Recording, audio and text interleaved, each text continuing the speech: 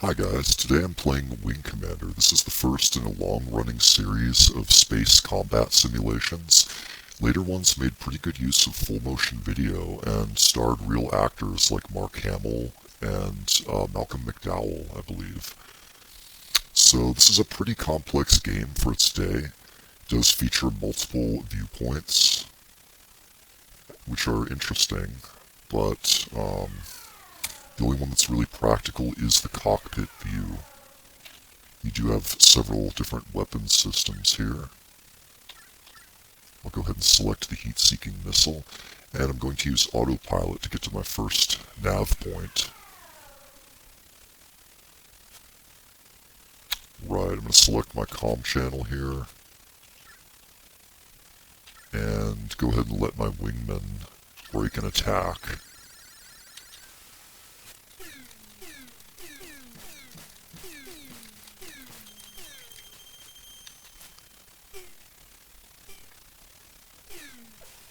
Alright, I got him with the missile there. These levels do get pretty difficult, so I went ahead and started at the beginning for the purpose of this video. The combat is pretty fun and satisfying. I am playing this with a basic joystick here. I purchased this game legitimately from the GOG network, which is a website that provides sort of DOSBox emulations of early games that you wouldn't normally get to run on today's modern systems. Got him.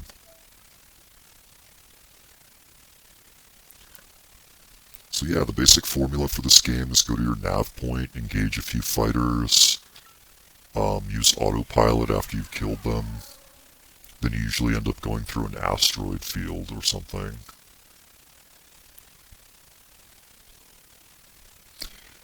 And you do have a set number of missiles. You have unlimited ship's guns, although your counter does kind of dissipate there if you use it too much.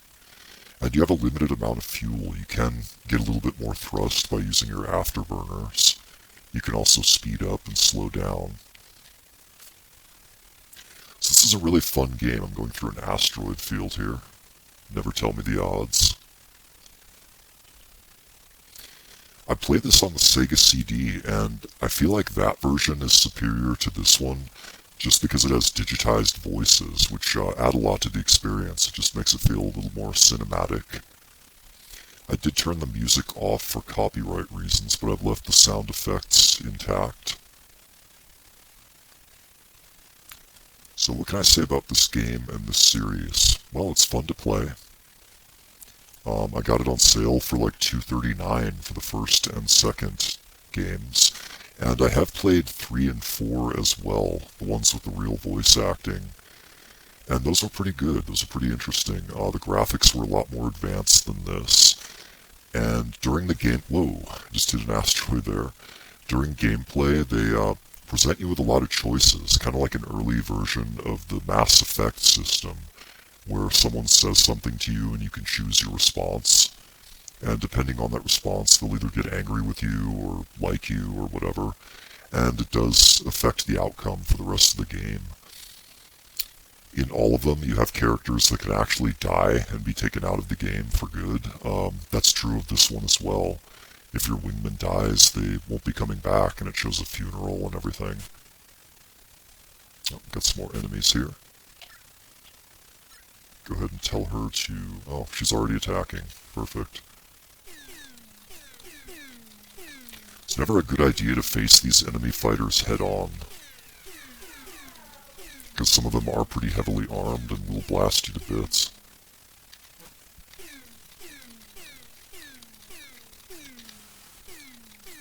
I don't think this first game here gives you the option to match speed as you can in some of the later ones, and that does help a lot.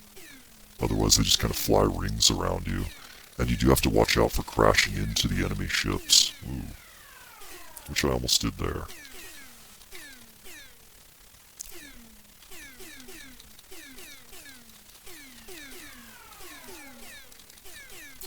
When you're not flying missions, there are a couple of other areas on the ship that you can explore and talk to other pilots, etc.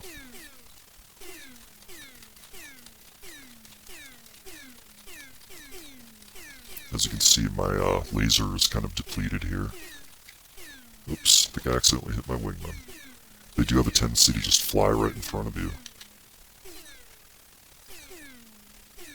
You can adjust the roll of your ship. This game only uses 2 joystick buttons.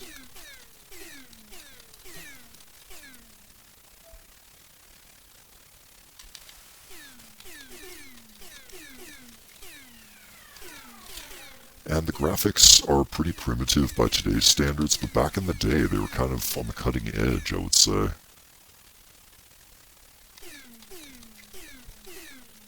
This game does have a way of really putting you in the action. I'm having fun playing it even now. You can see little parts of the ships flying off there.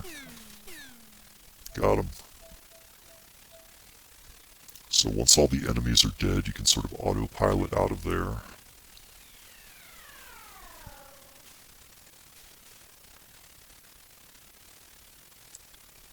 Okay, we have another asteroid field. Why not? So the combat is fun. I find the escort missions to be really frustrating. Those basically give you a carrier or something to escort while the fighters kind of circle it, the enemy fighters circle it and try to destroy it. And that gets pretty tough. The AI for your wingmen is kind of all over the place. Sometimes they're really good and they score a lot of kills. Other times they pretty much get killed right away and taken out of the action.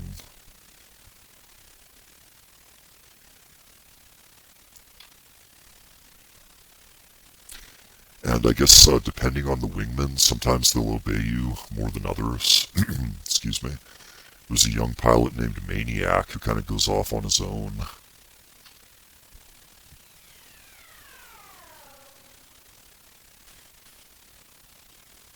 Okay, so here I am back at my carrier ship with the mission having been completed. Going to go ahead and line up with it. And if you get close enough to the hangar bay, you land automatically. I'm going to go ahead and cut the video off here, though. I think you kind of get the point. This is Wing Commander, the first game. It's a pretty fun space combat sim available on the PC, and also for the Sega CD, and probably, I think, also the Super Nintendo as well. Anyway, thank you very much for watching. I'll go ahead and land here, bring it on home.